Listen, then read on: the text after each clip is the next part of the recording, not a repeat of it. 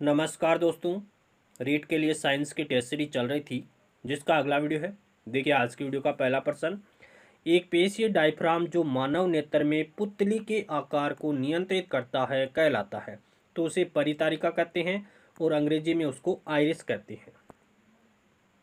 समसूत्री विभाजन की किस प्रावस्था में केंद्रक और केंद्रक झिल्ली लुप्त हो जाती है? कौन सा विभाजन है? समसूत्री विभाजन की किस प्रावस्था में केंद्रक और केंद्रक झिल्ली लुप्त हो जाती है? तो मेटाफेज अवस्था में हो जाती है। प्रतिरोध का मान किन किन बातों पर निर्भर करता है? तार की लंबाई पर भी निर्भर करता है, तार की मोटाई पर भी निर्भर करता है, तार के अनुप्रस्थ काट क्षेत्रफल पर भी निर्भर करता है और तार के या पदार्थ के तापमान पर भी निर्भर करता है। इन सभी पर निर्भर करता है। ऑप्शन द यहाँ पर राइट हो जाएगा। एक डाइन किसकी तुल्य होता है? तो एक डाइन बराबर कितना होता है? 1/980 ग्राम भार होता है। क्या होता है जब चूने के पानी में CO2 गैस प्रवाहित की जाती है? तो देखिए चूने का पानी है उसे उसका सूत्र होता है CaOH का क्वाइस। CaOH का क्वाइस में जब कार्बन डाइऑक्साइड गैस प्रवाहित करते हैं तो CaCO3 कैल्शियम कार्बोनेट बनता है प्लस जल बनता है। निम्न में से सही कथन कौन सा है? एंजाइम कभी भी नष्ट नहीं होते हैं। पहला ऑप्शन राइट है कि एंजाइम है वो कभी भी नष्ट नहीं होते हैं। हार्मोन नष्ट हो जाते हैं, बिल्कुल सही बात है। सभी एंजाइम प्रोटीन होते हैं लेकिन सभी प्रोटीन एंजाइम नहीं होते हैं, ये भी बात सही है। तो ये सभी के सभी राइट है, तो ऑप्शन द यहाँ पर राइट हो जाएगा।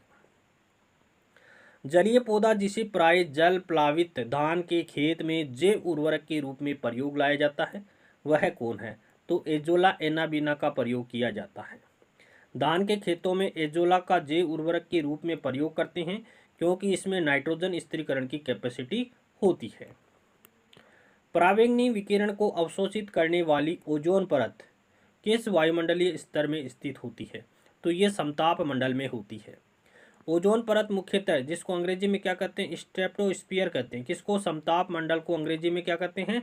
स्ट्रेप्टोस्फीयर कहते हैं। में लगभग 10 से 50 किलोमीटर की ऊंचाई पर ओजोन परत पाई जाती है। निम्न में से बेकिंग सोडा का उपयोग क्या है?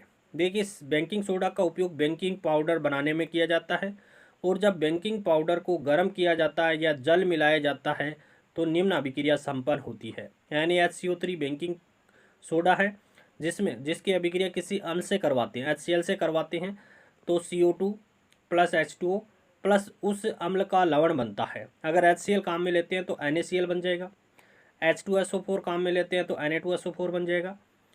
बिल्कुल पहला ऑप्शन राइट है। दूसरा ऑप्शन देखिए, इस अभिक्रिया में उत्पन्न CO2 के कारण पाव रोटी या केक में खमीर उठ या फूल जाता है तथा इसे यह मुलायम और स्पंजी हो जाता है। बिल्कुल सही बात है कि इस अभिक्रिया के दौरान जो CO2 गैस उत्पन्न होती है उसके कारण पाव रोटी या केक में खमीर फूल जाता है और ये मुलायम और स्पंजी हो जाता है। ए और ब दोनों राइट है, तो ऑप्शन सी यहाँ पर करेक्ट हो जाएगा। निम्न में से कौन सा बायोडिग्रेडेबल प्रदूषक नहीं है? कौन सा बायोडिग्रेडेबल प्रदूषक नहीं है? देखिए मल पदार्थ है, मूत्र भी है, घरेलू अपशिष्ट भी है, लेकिन कीटनाशक है वो बायोडिग्रेडेबल प्रदूषक नहीं है। ये कैसा है? नॉन बायोडिग्रेडेबल प्रदूषक है।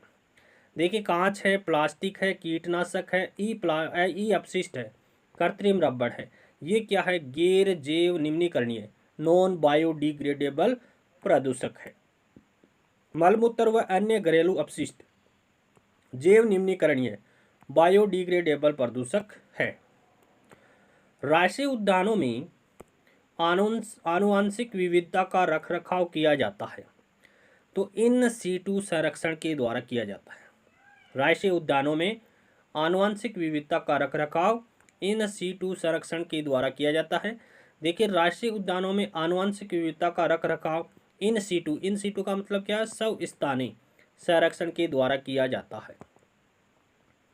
दाब को नहीं मापा जा सकता। देखिए दाब का मात्रक कौन सा नहीं है? न्यूटन प्रति वर्ग मीटर दाब का मात्रक है। दाब को बार में भी मापा जा सकता है।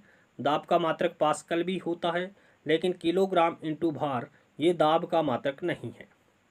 इलेक्ट्रॉन का त्याग करने वाले पदार्थ कहलाते हैं, तो जो इलेक्ट्रॉन का त्याग करते हैं वे अपचय कहलाते हैं।